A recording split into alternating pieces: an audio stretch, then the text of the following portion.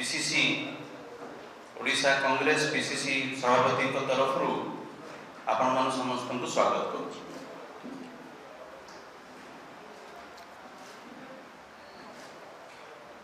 माँ को सम्मान, बेटी पढ़ाओ बेटी बचाओ, सुभद्रा, यही सब नारा आमे शुणी आसुचु। किछि बहुत वर्ष आगु शुणी आसुचु, किछि 7-8 मास हेलाणी शुणी आसुचु। तार उद्देश्य कौन कि नारी मान को सम्मान, महिला मान सुरक्षा देवा, ये है सब उभय सरकार आगुरी बीजेडी सरकार एवं बीजेपी सरकार नारा।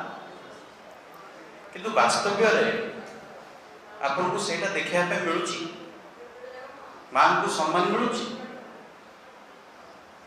बेटी पढ़ाओ कहते कि आजिकल आप देखुं बेटी जो मैंने छात्री सांगे कौन हो सुभद्रा योजना कौन हो।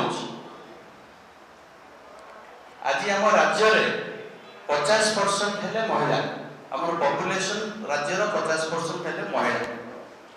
जदि महिला प्रति ये अत्याचार होम राज्य आगे कौन देखिए। 25 वर्ष है गोटे सरकार थिला, से समय महिला प्रति कौन अत्याचार होता आप समस्ते जानते। परी कहतु, नमिता कहतु, बेबिना कहतु, जनसाधारण कौन भाविले कि नुआ सरकार आसुचंती ये सब बंद हो। किंतु गत 7-8 मास 9 मास भीतर देखिया कौन मिलूची, ताहाटू आउरी अधिक अत्याचार महिला प्रति होउची। आज आपण जदि देखिबे आम राज्य रे प्राय प्रति पुलिस स्टेशन रे प्रतिदिन महिला को ऊपर अत्याचार एफआईआर लॉन्च होउची। या कौन आम देखा पाऊँ, या कौन ये सरकार का काम है, आम कौन देखा मिलूँ। काली अच्छी वुमेन्स इंटरनेशनल डे, सब वर्ष गोटे वार्ता दौरान महिला को सुरक्षित रखापी, सुरक्षा देवाई, किंतु वास्तव में होउची उल्टा। कांग्रेस दल सब बड़े महिला को, मां को, भौणी को सम्मान दे आसुचंती एवं तांको सुरक्षित रखापी सब बड़े काम करि आसु।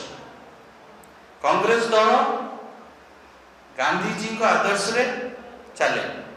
गांधीजी कहते कि आमर देश संपूर्ण भाव स्वाधीनता पाइब जो दिन जड़े महिला राति रे एकाठी से चलिकी जापर।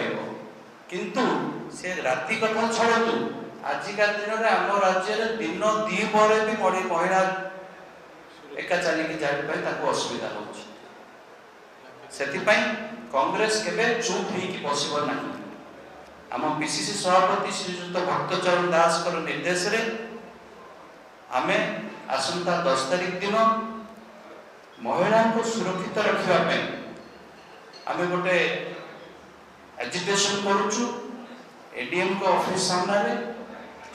आमे गवर्नमेंट को चेतई देवाई चाहूँ एवं लोक को सचेतन करने चाहूँ कि जो वुमेन एट्रोसिटी जो आज आम राज्य में होची, यही कार्यक्रम द्वारा आम समस्त को जनवाई चाहूँ कि महिला को सुरक्षित रखापी गले आम राजा रास्तार ओह्लैया राजी आसबलुनी।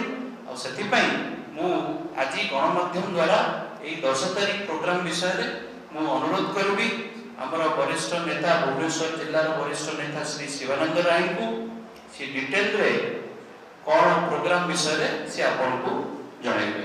धन्यवाद।